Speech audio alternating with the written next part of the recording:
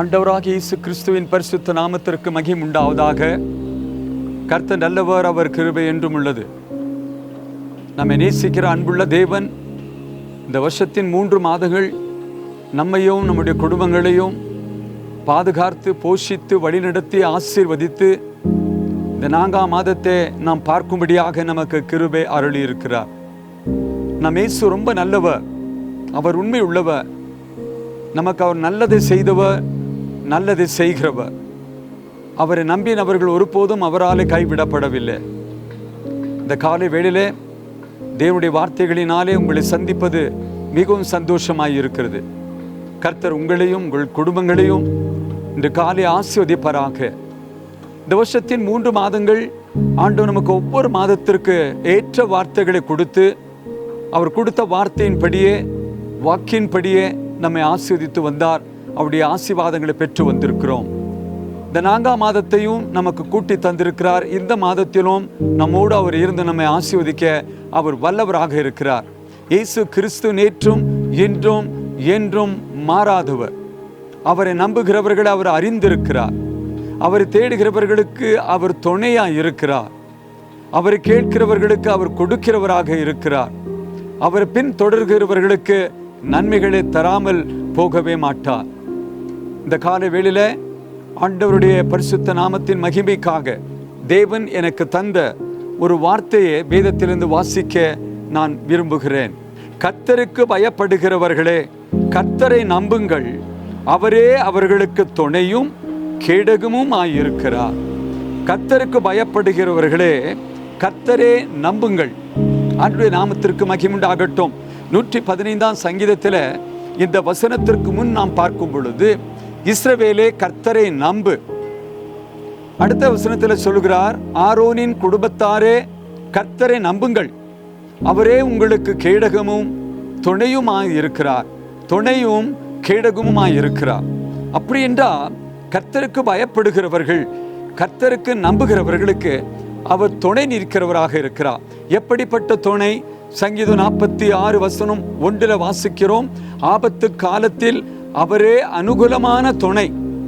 நாம் எதை கடந்து சென்றாலும் நமக்கு அனுகூலமான துணையாய் இருக்கிறார். இந்த மாதத்தில் கர்த்தர் சொல்கிறார், அவரை நம்புங்கள், அவருக்கு பயப்படுங்கள், அவரே உங்களுக்கு துணையாய் இருப்பார், கேடகமுமாய் இருப்பார். துணை என்றால் என்ன அர்த்தம்?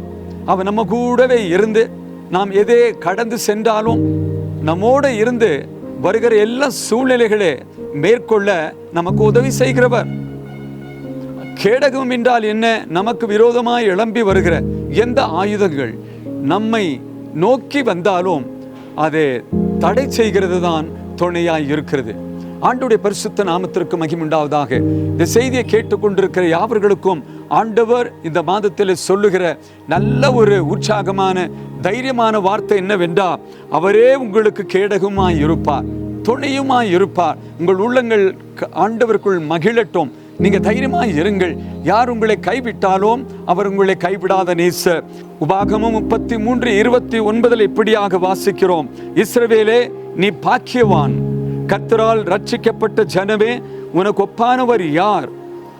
உனக்கு சகாயம் செய்யும் கேடகமும் உனக்கு மகிமை பொருந்திய பட்டயமும் அவரே.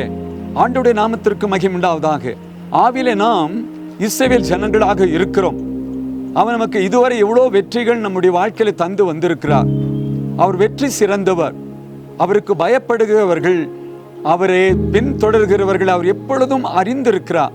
91ஆம் சங்கீதம் 14 நாம் வாசிக்கிறோம், அவர் நாமத்தை அறிந்தவர்களுக்கு என்ன ஆசீர்வாதம், அவர் மேல் வாஞ்சை இருக்கிறவர்களுக்கு என்ன ஆசீர்வாதம். இந்த 4ஆம் மாதம் முதல் நாள் காலை வேளையிலே ஆண்டவர் உங்களோடு கூட பேசி கொண்டிருக்கிறார். சங்கீதம் 28:7 வாசிக்கிறோம், கர்த்தரின் பலனும் என் கேடகமும் ஆயிருக்கிறார், என் இருதயம் அவரே நம்பி இருக்கிறது, நான் சகாயம் பெற்றேன், ஆகையால் என் இருதயம் களி கூறுகிறது. தேவனுடைய பிள்ளைகளும் உங்களுடைய இருதயம் இன்று காலை களி கூறட்டும். வாக்கு பண்ணுகிற ஆண்டவர் நிறைவேற்றுகிறவர். கடந்த 3 மாதங்கள் என்னெல்லாம் ஆசீர்வாதங்களாலே உங்களை நிரப்பி வந்தாரோ, ஆசீர்வதித்தாரோ, இந்த 4ஆம் மாதத்தில் இன்னொரு படி உயர்வு, இன்னொரு ஆசீர்வாதம் உங்களுக்கு அதிகமாக இருக்கும். இந்த உலகத்தையும் உலகத்தில் உள்ளவைகளில் நாம் பார்க்கவே கூடாது. ஆண்டவரை மட்டும் நோக்கி பார்க்கணும். 121 சங்கீதத்தில் வாசிக்கிறோம், எனக்கு ஒத்தாசை வரும் பர்வதங்களுக்கு நேராக என் கண்களை ஏறெடுப்பேன். 34 சங்கீதத்தில் வாசிக்கிறோம், அவர்கள் அவரை நோக்கி பார்த்து பிரகாசம் அடைந்தார்கள், அவர்கள் முகங்கள் வெட்கப்பட்டு போகவே இல்லை. தேவ ஜனமே, இந்த வருஷத்தின் 3 மாதம் ஆண்டவர் யாரெல்லாம் பார்த்து வந்தீர்களோ உங்க முகங்களை அவர் பரிசுத்தமாக்கி பிரகாசமாக்கி பிறர்களுக்கு சாட்சியாக வைத்திருக்கிறார். இந்த 4ஆம் மாதம் கூட அவரை நோக்கி பார்ப்போம், அவரை துதித்து கொண்டே இருப்போம், அவருக்கு பயப்படுவோம், அவரை நம்புவோம். இந்த உலகத்தில் ஆசீர்வாதமாக இருப்போம்.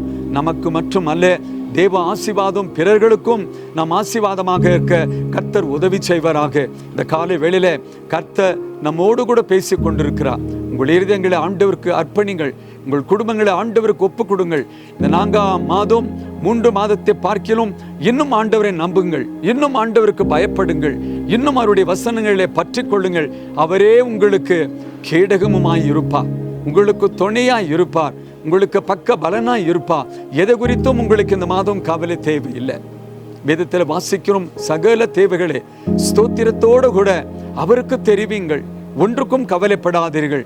கர்த்தர் உங்கள் பட்சத்தில் இருக்கல, ஒருவரும் உங்களை மேற்கொள்ளவே முடியாது. ஆவிக்குரிய வாழ்க்கை, ஜப வாழ்க்கை, ஆலயத்திற்கு செல்லுகிறது, வேத வாசிப்பு, ஜபத்தில் தரித்திருங்கள். அப்பொழுதுதான் பொல்லாத சத்ரு உங்களுக்கு என்ன எதிராக கொண்டு வந்தாலும் அவன் மேற்கொள்ளவே முடியாது.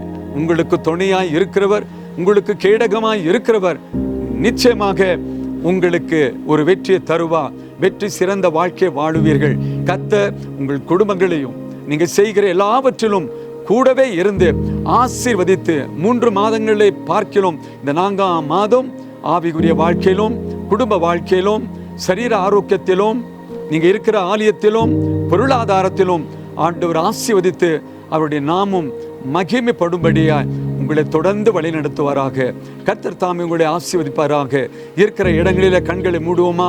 ஆண்டவரை நோக்கி பார்ப்போம், ஜபிப்போம். அவர் ஜபங்களை கேட்கிறவர்.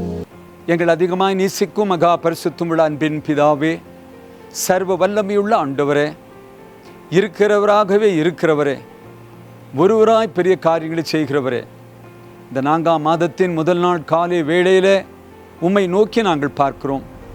அன்பு தகப்பனே, நீ நல்லவர்.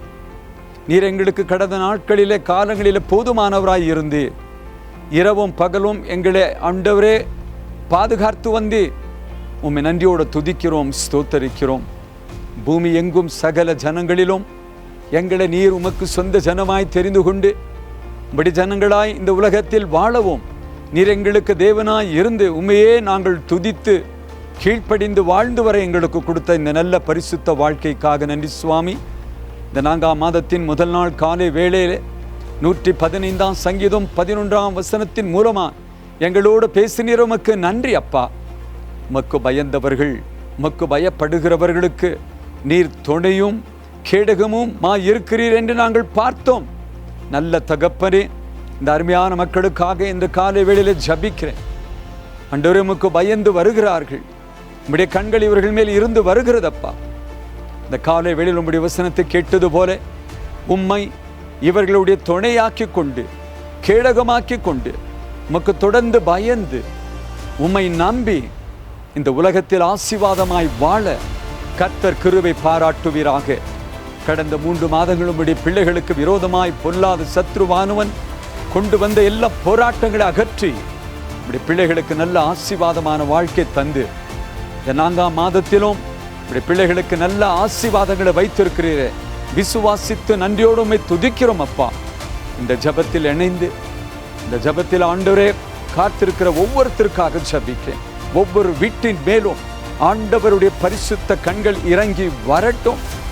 ஒவ்வொரு வீடும் உம்மை நம்புகிற வீடாக, ஒவ்வொரு வீட்டிலும் உமக்கு பயப்படுகிற பயம் நிறைந்து இருந்தப்பா. ஒவ்வொரு வீட்டுக்கும் நீர் துணையாய் இருக்கணும்.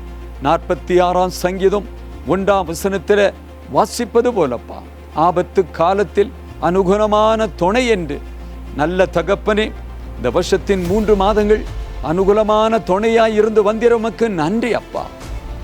ஒருபோதும் நான் உங்களை கைவிடுவதில்லை என்று சொன்ன ஆண்டவர் துணை நின்று வந்திரப்பா. அப்படி இந்த 4ஆம் மாதத்திலும் நீர் உம்முடைய பிள்ளைகளுக்கு துணையாய் இருக்கணும். உம்முடைய பிள்ளைகளுக்கு பொல்லாத சத்ரு விசுவாசத்தை சோர்வு செய்ய அவன் கொண்டு வருகிற எல்லா காரியங்களை நீர் கேடகமாய் இருந்து சுவாமி நீக்க வேண்டும் என்று ஜெபிக்கேன்.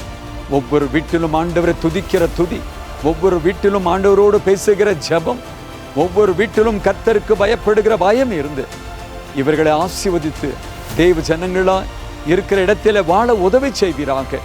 விசேஷமாக படிக்கிற பிள்ளைகளுக்காக இன்று காலை நான் ஜெபிக்கேன். 10ஆம் வகுப்பு, 11ஆம் வகுப்பு, 12ஆம் வகுப்புல சில பிள்ளைகள் பரீட்சை எழுதினார்கள். எழுதின பரீட்சைக்காக ஜெபிக்கேன், தேர்வுக்காக ஜெபிக்கேன். பிள்ளைகளுக்கு நல்ல ஒரு ஆண்டவரே வெற்றியை தருவீராக. இன்னும் இந்த மாதத்தில் பரீட்சை எழுத போகிற பிள்ளைகளுக்காக ஜெபிக்க, பிள்ளைகளுக்கு நல்ல ஞானத்தையும் விவேகத்தையும் ஞாபகத்தையும் ஆரோக்கியத்தையும் கொடுத்து கல்வியில வளரும்படியாக உதவி செய்யுங்க. நல்ல தகப்பனை ஒவ்வொரு வீட்டை இந்த மாதம் கர்த்தர் ஆசீர்வதிக்க வேண்டும். ஒவ்வொருத்தருக்கும் நீர் துணை நிற்க வேண்டும். ஒவ்வொரு வீடும் ஒவ்வொரு வீட்டில் இருக்கிற மக்கள் ஆண்டவரே உம்மில் வாஞ்சியாய் இருப்பார்களாக, உம்மையே அறிந்திருப்பார்களாக, உம்மால சகாயம் பெற்றுக்கொள்வார்களாக. இவர்களுக்கு விரோதமாய் எழும்பி வருகிற சத்ருவின் சகல காரியங்கள் ஒன்றுமில்லாமல் ஆக்க வேண்டும் என்று ஜெபிக்கேன். இந்த மாதம் நம்முடைய பிள்ளைகளுக்கு நல்ல ஒரு ஆசீர்வாதத்தின் செழிப்பான மாதமாக ஆசீர்வதித்து தாங்க. எல்லா தீமை தீங்கு பொல்லாங்கு சுகவீனங்களுக்கு விலக்கி கர்த்தர் பாதுகாத்து கொள்ளுங்க. தேவனுக்கென்று எழும்பி பிரகாசிக்கிற தேவ ஜனங்களாக இருக்க கர்த்தர் ஆசீர்வதிங்க. சகல துதியும் கனமும் மகிமையும் உமக்கே தந்து இயேசுவின் நாமத்தில் ஜெபிக்கிறேன் பிதாவே. ஆமென், ஆமென். கர்த்தர் தாமே உங்களை ஆசீர்வதிப்பாராக. கர்த்தர் உங்கள் மேல் பிரகாசமாய் இருப்பாராக. கர்த்தர் உங்களை வழி நடத்துகிறவராய் இருப்பாராக. கர்த்தர் உங்களை ஆசீர்வதித்து பெருக பண்ணுவாராக. இந்த மாதம் உங்களுக்கு ஆசீர்வாதமாய் இருப்பதாக. ஆமென்.